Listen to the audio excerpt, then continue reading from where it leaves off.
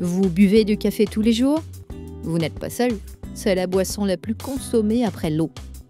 Mais est-ce un vrai carburant pour votre corps? Ou un piège quotidien pour votre santé? Voilà ce que dit la science. Le café, on l'adore ou on le diabolise. D'un côté, on lui prête 1000 vertus, énergie, vigilance, concentration. De l'autre, on l'accuse de perturber le sommeil, d'augmenter la tension, voire de créer une dépendance.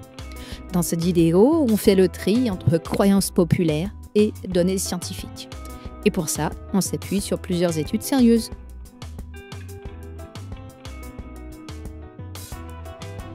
La caféine bloque l'adénosine, une molécule qui nous signale la fatigue.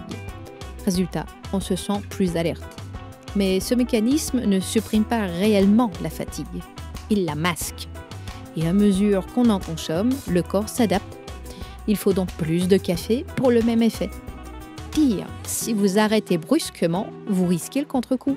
Maux de tête, baisse d'énergie, irritabilité. Certaines études suggèrent que faire des pauses régulières permet de retrouver l'efficacité du café sans dépendance.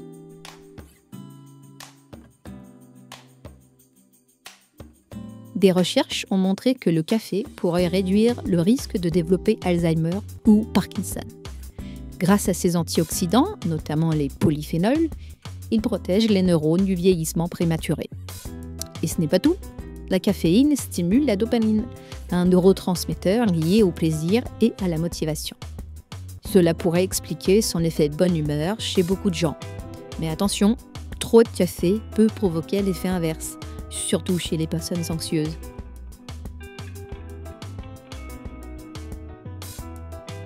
Longtemps pointé du doigt pour ses effets sur la tension artérielle, le café est aujourd'hui réhabilité.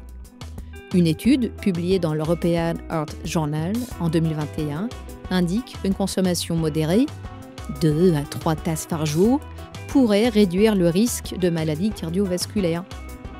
D'autres études montrent qu'il protège le foie, notamment contre la stéatose hépatique, grâce à ses propriétés antioxydantes. Côté digestion, il stimule la bile, accélère le transit et facilite parfois l'élimination. Pas étonnant qu'on en prenne après un repas copieux.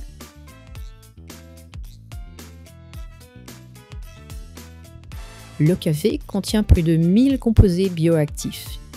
Plusieurs études l'associent à une baisse du risque de diabète de type 2, de cancer du foie et de l'endomètre, et même de dépression. Mais attention, les bénéfices observés concernent surtout le café filtre, non sucré, sans crème. Un moka au caramel ne joue pas dans la même cour. Et il faut rappeler que ces effets sont statistiques, ils ne garantissent rien à l'échelle individuelle.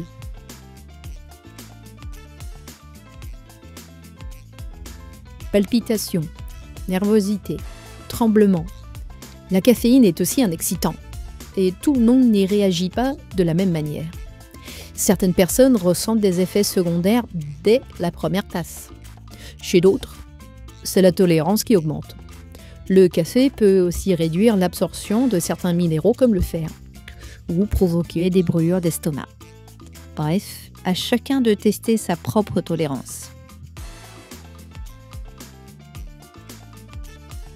Boire un café en fin de journée, c'est comme activer un réveil biologique, au mauvais moment. La caféine reste plusieurs heures dans l'organisme. Une tasse bue à 17 h peut encore vous empêcher de dormir à 23 h. Elle réduit le sommeil profond, favorise les réveils nocturnes et perturbe la récupération. Conseil simple, pas de café après 14 h si vous êtes sensible.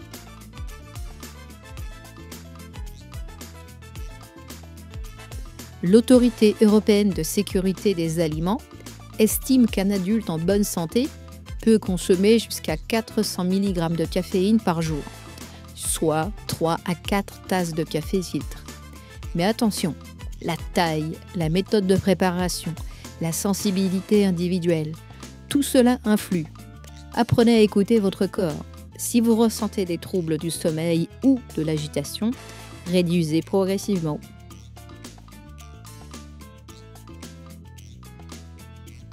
Un espresso contient moins de caféine qu'un mug de café filtre, mais en concentration plus élevée. Le café turc à la presse ou bouilli contient plus d'huile et de particules irritantes.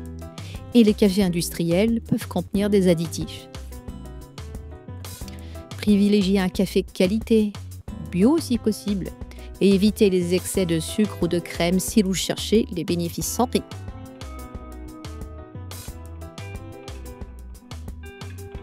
Pour les femmes enceintes, pas plus de 200 mg par jour.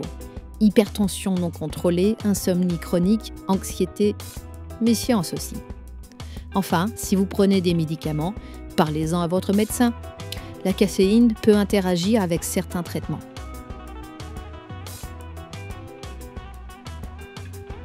Alors, bon ou mauvais? Le café est un outil. Bien utilisé, il peut vous aider. Mal utilisé, il peut vous nuire. L'important, c'est la dose, le moment et l'écoute de votre corps. Si cette vidéo vous a été utile, abonnez-vous à Mange Mieux, likez, partagez et retrouvez les sources en description. À très bientôt!